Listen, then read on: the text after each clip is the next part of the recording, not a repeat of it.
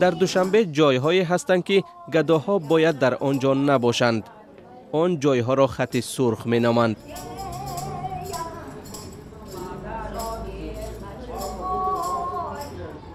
یکی از آنها نیز خیابان رودکی شهر دوشنبه است.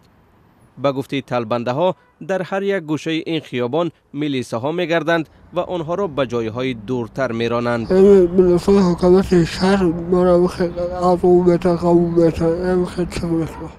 خیرالدین 47 سال است و معیوب مادرزادی است. میگوید نفقه ناچیز میگیرد و مجبور است برای روزگار به کوچه براید و پول طلبد.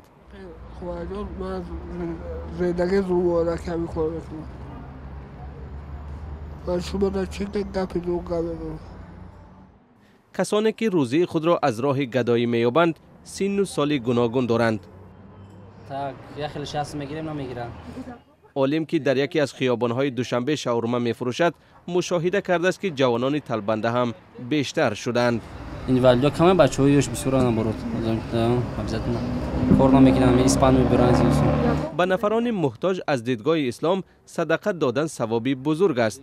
بنابراین عالم به دودلگی به قدر توانش به آنها کمک می‌کند. ماکسیمالی از 4 تا 10 کس بیام ماشین نمیتونم 4-5 تا میتونم که نبزتنا. Правозащитник Вселенского полномочий. فیضی عالی خود را حامی حقوق بشر معرفی می‌کند. او میگوید به حکومت شهر پیشنهاد کرده است که محله گدایان را تأسیس بدهند. И все люди, которые хотят помочь. آدمانی که میخواهند کمک کنند پول جدا میکنند و آنجا ما این کمبغلان را نگاهوبین میکنیم، چون که آنها با پایهای لوچ خود با خوابیدن بالای راه منفرج با دستهای شکسته و رویهای کوفته آدمان را در حالت ناگوار میمانند، به ناموس شهر ما تأثیر میرسانند. فیض عالی بر این است که جامعه گدایی را فریبگرها نیز به بر میکنند. گفته هست که ناداری تحریک دهنده حیله است. آنها آخرین ازار خود را به در می‌آورند تا پول به آنها دهند. والریا در نزدیکی مرکز شهر زندگی می‌کند. میگوید که روز موردی لطوکوب قرار گرفته است و حالا می‌لنگد.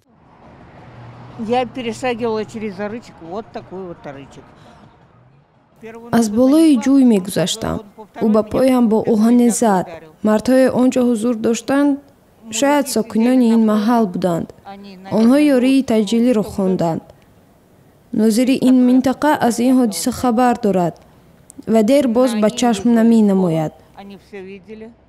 والریا میگوید دو معلومات عالی دارد. شغلش آرکیتکتوری است، اما میگوید در نفقه است و کار کردن نمیتواند. روز تا 10 سامانی جمع میکند.